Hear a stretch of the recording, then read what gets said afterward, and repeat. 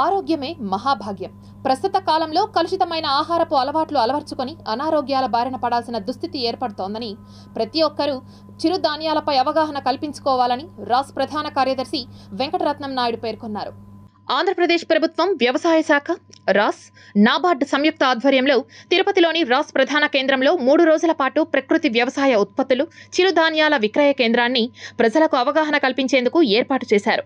వ్యవసాయ ఉత్పత్తులు, చిరుధాన్యాలు తినడం ద్వారా మనలో శారీరక ఎదుగుదల, దీర్ఘకాలిక వ్యాధుల నుంచి ఉపశమనం పొందేందుకు అవకాశాలు మెండుగా ఉన్నాయని, మారుతున్న కాలానికి అనుగుణంగా gobi, chicken fried rice, biryani వంటి మసాలా ఆహార పదార్థాలను తినడం ద్వారా అనారోగ్యానికి దారితీస్తాయని, రాగులు, జొన్నలు, సజ్జలు, కొర్రలు, సాములు, అరికలు వంటివి తినడం ఆరోగ్యానికి శ్రేయస్కరమని, చిన్న వయస్సు నుంచే పిల్లలకు వీటిని అలవాటు చేస్తే పిల్లల ఎదుగుదలకు దోహదపడతాయని జిల్లా వ్యవసాయ శాఖ అధికారి మరియు రాస్ ప్రధాన కార్యదర్శి నాయుడు తదితరులు పేర్కొన్నారు.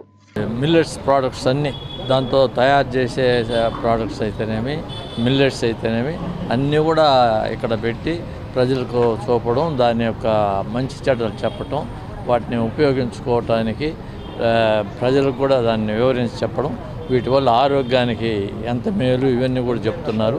కాబట్టి ఇటువంటి ప్రోడక్ట్స్ను, మిల్లెట్ ప్రోడక్ట్స్ మన ఆరోగ్యానికి కూడా మంచిది. ఈ బియ్యము ఇవి తినటం కన్నా కూడా ఇవి తింటే ఆరోగ్యంగానే ఉంటాం. డయాబెటిక్ పేషెంట్స్ ఉన్న వాళ్ళకి మెడిసిన్స్ వాడే పని లేకుండా కూడా ఆరోగ్యం బాగా కుదిరిపడుతుంది. సో ఇవన్నీ కూడా మనందరికీ తెలిసిందే. పాతకాలంలో మనం చాలా ఆరోగ్యంగా ఉండేవాళ్ళం, ఎందుకంటే ఇవన్నీ కూడా మిల్లెట్సే ప్రధాన ఆహారంగా వాడేవాళ్ళు.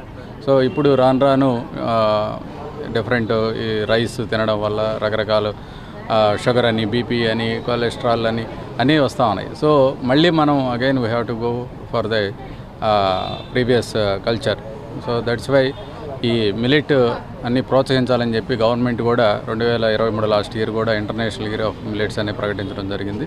సో అప్పుడంతా కూడా మనం ప్రమోట్ చేసాం చాలా వరకు. సో ఇప్పుడు అందరూ కూడా అవేర్నెస్ వచ్చింది, మన హెల్త్ ఇష్యూస్ మీద అందరికీ అవేర్నెస్ ఉంది.